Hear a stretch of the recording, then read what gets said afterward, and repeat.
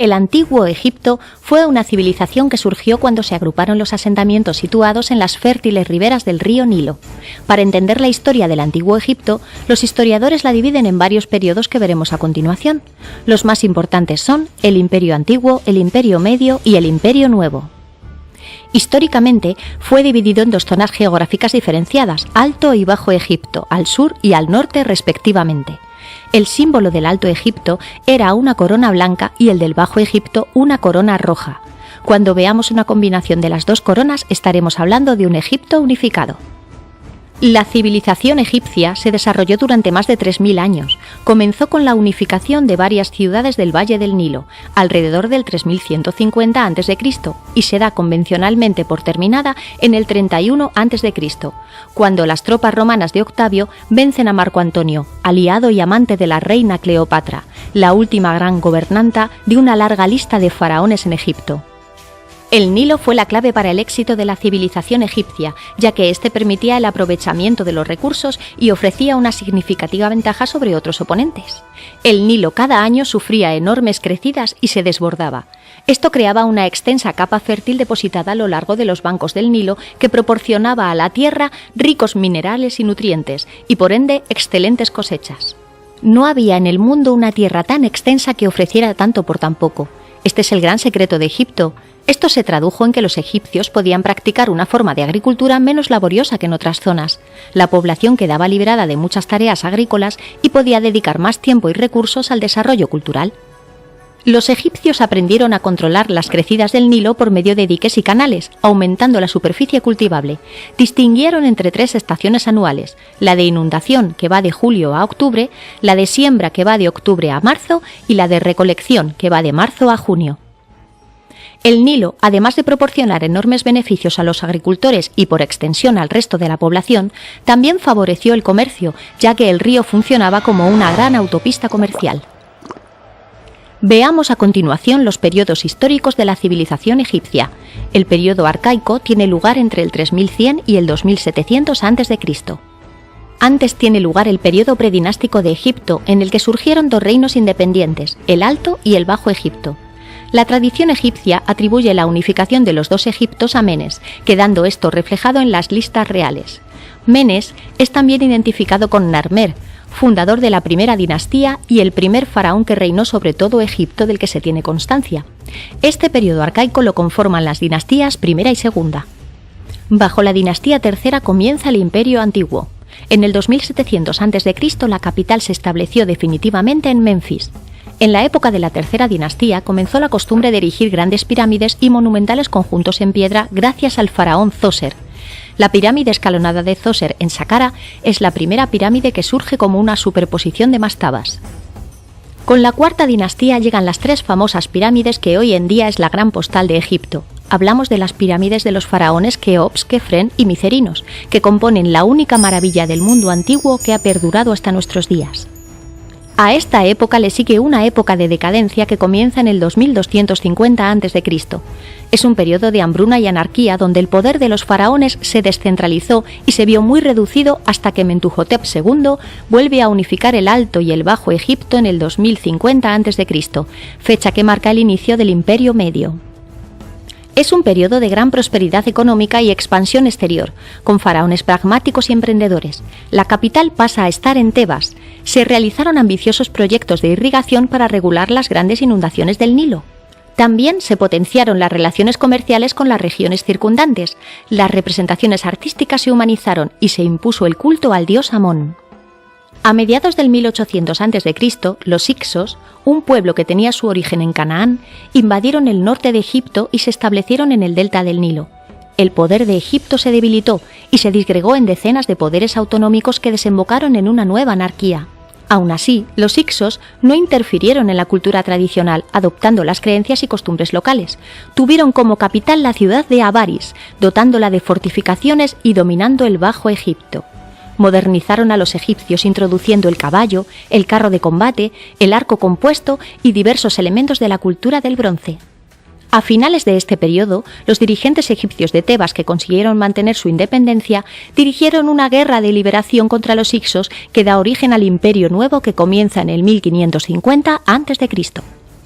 Este periodo es un periodo en constante estado de guerra, con afán expansionista, justificado en principio como defensa ante posibles invasiones. Requirió el desarrollo de un ejército profesional permanente. Las nuevas armas que adoptaron de los Hicsos resultaron definitivas. Es un periodo de esplendor y de arquitectura monumental. Tebas vuelve a recuperar el poder del pasado como atestiguan los templos de Karnak y Luxor, dedicados principalmente al dios Amón. El culto de Amón alcanzó en este periodo una gran importancia. Surgieron también nuevos centros de poder, de hecho las capitales del imperio fueron Tebas y Menfis conjuntamente. El reinado de Amenhotep III puede calificarse como el más próspero de este periodo y de toda la historia de Egipto, pero con el ascenso de su hijo Amenhotep IV, la estabilidad del imperio estuvo gravemente amenazada, aún más cuando éste instauró una serie de reformas radicales que tuvieron un resultado caótico. Cambiando su nombre por el de Akenatón, promovió como deidad suprema la hasta entonces oscura deidad solar Atón, iniciando una reforma religiosa que se puede calificar de monoteísta.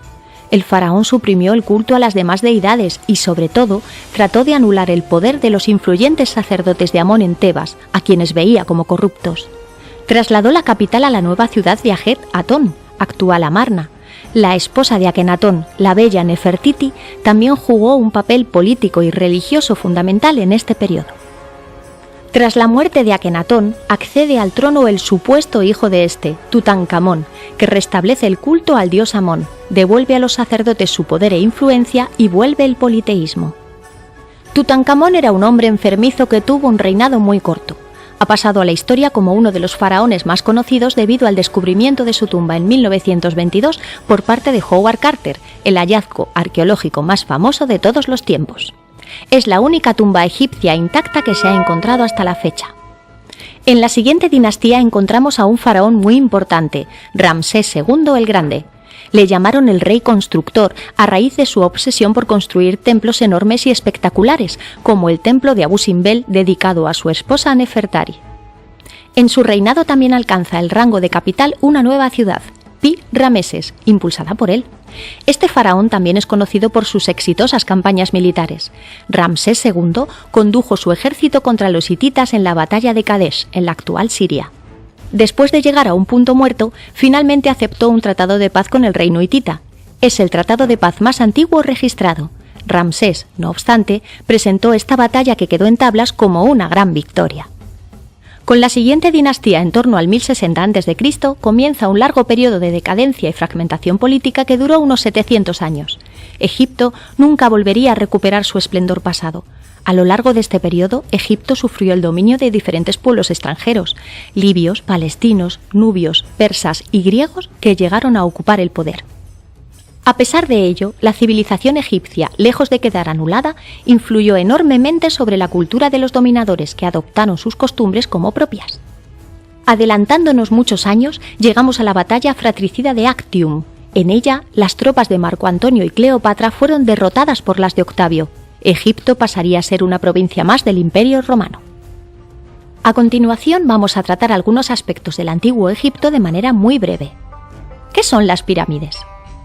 Son los objetos que más han fascinado a los estudiosos a lo largo de la historia, ya que esconden muchos misterios.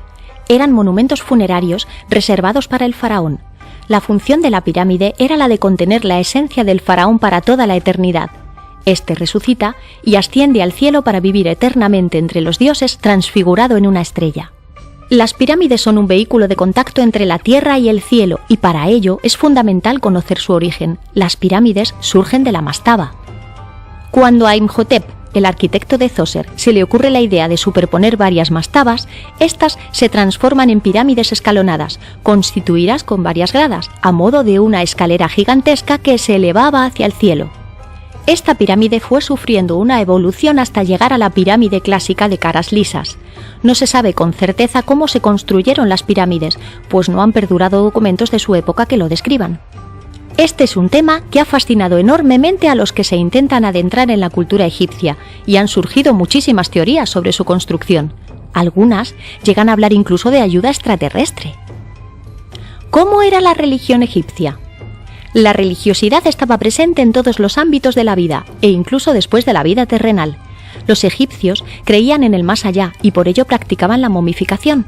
Embalsamaban los cuerpos con el fin de conservar el cuerpo difunto para la otra vida. También los acompañaban de un ajuar de pertenencias y objetos valiosos. A partir del Imperio Nuevo, los faraones, sus familiares y miembros destacados del gobierno buscaron un lugar a las afueras de Tebas para enterrarse alejados de los saqueadores. Allí construyeron sus necrópolis, el Valle de los Reyes, el de las Reinas y el de los Nobles. ¿En qué dioses creían? La mitología egipcia es muy compleja y fue variando en los 3000 años de historia. También varía según la zona geográfica. Cada provincia mantuvo sus deidades protectoras, lo que significaba la veneración a decenas de dioses, que según la ciudad adquirían mayor o menor relevancia. En Heliópolis se adoraba a Ra, dios del sol, en Tebas a Amón, en Menfis a Ptah y Hathor. Una característica del panteón egipcio era la costumbre de agrupar a sus dioses en tríadas, normalmente una pareja con un hijo. En Heliópolis se dio el culto a Isis, Osiris y su hijo Horus. En la región de Tebas, la tríada se componía de Amón, su consorte Mut y su hijo Honsu. En la mitología egipcia, muchas deidades son representadas con cuerpo humano y cabezas de otros animales. Durante la época de influencia helénica sobre Egipto, lo que perduró con más vigor fue la tríada Osiris, Isis y Horus, y su enemigo Set, tal y como se ejemplifica en el mito de Osiris. ¿Qué escritura tenían los egipcios? Los antiguos egipcios inventaron un sistema de escritura jeroglífica utilizado desde antes del Imperio Arcaico. Durante muchos siglos no se sabía muy bien qué representaba esta escritura, pero en 1799 se encontró la piedra de Rosetta, en la que está grabado un texto en 3 tipos de escritura: jeroglífica, demótica y griega. Gracias a esta piedra, Jean-François Champollion logró descifrar los jeroglíficos años más tarde. La escritura jeroglífica es muy compleja, pues los dibujos que conocemos con figuras pueden representar ideogramas, que serían la traducción figurativa del símbolo que representan, y fonogramas, representan sonidos del lenguaje egipcio, que son signos consonánticos simples, dobles, triples e incluso de 4 o más consonantes. Esto se enreda mucho más, ya que algunos ideogramas pueden ser a su vez fonogramas. Durante el antiguo, medio y nuevo imperio se calcula que existían alrededor de 700 símbolos jeroglíficos, mientras que en la época grecolatina su número aumentó a más de 6000. Complicado, ¿verdad? Para finalizar, vamos a ver cómo era la sociedad egipcia. Los egipcios organizaron su sociedad como una gran pirámide. En lo más alto se encontraba el faraón, al que el pueblo adoraba como a un dios. Los sacerdotes eran la segunda casta en importancia, ubicados por debajo del faraón. Su objetivo era satisfacer las necesidades de los dioses. Vivían de donaciones que estaban exentas de impuestos. En algunas épocas llegaron a tener casi más poder que el propio faraón. Detrás de los sacerdotes estaban los escribas. Trabajaban en todos los departamentos de la administración, componiendo y copiando textos y llevando tareas de contabilidad. Algunos llegaron a ser altos funcionarios. Era un oficio noble que se transmitía de padres a hijos. Después tenemos a los soldados. Luego tendríamos a comerciantes, artesanos, campesinos y en la base de la pirámide los esclavos, quienes tenían a su cargo la realización de las tareas más pesadas.